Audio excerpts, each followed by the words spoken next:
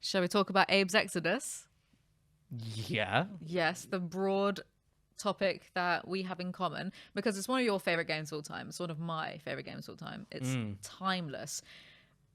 And you became buddy with Lorne Lanning. I know that the Oddworld Inhabitants team, they're quite online. They're quite aware of people discussing them, and they'll watch videos.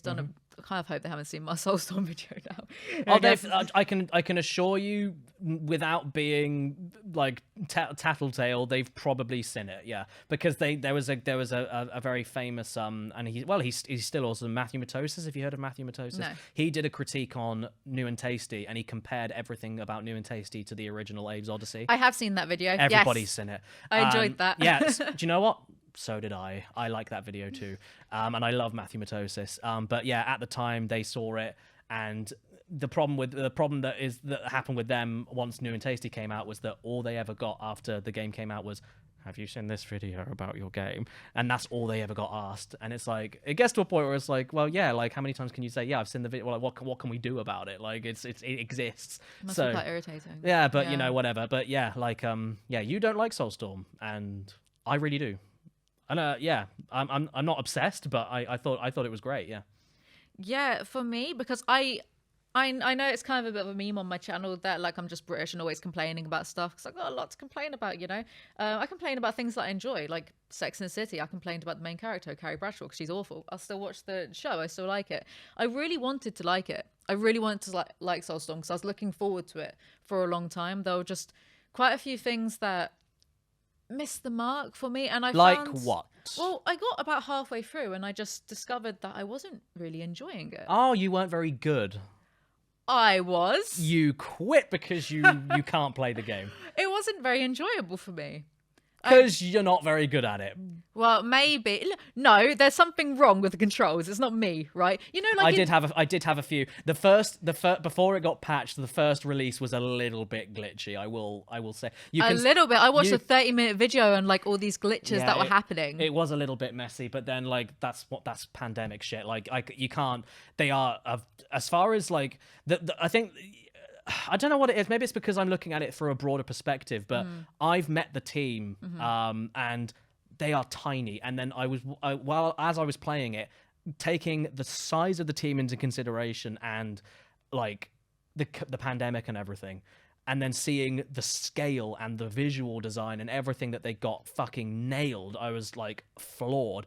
And I had glitches, but nowhere near enough. Like, I think I must have just got lucky. Maybe I had like a version 0.01 patch or something, but I heard day one was pretty rough. But I think I started playing it when they fixed the worst of it.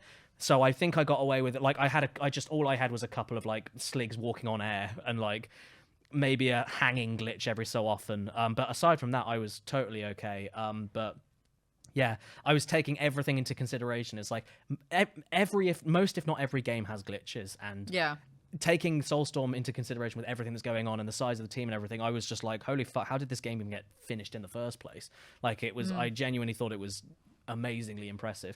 But yeah, I mean, that's the problem, is that because they've released they've even got the definitive edition. I think that's just come out, and I think it's a free upgrade if you have the original, but that's addressed even more problems. That they're still, it's not an early access thing, obviously. When I played it and finished it, it was complete. It didn't crash or anything. It was stable. I just had a couple of control issues every so often, and a few sound issues as well. But aside from that, I had no like big game breaking anything.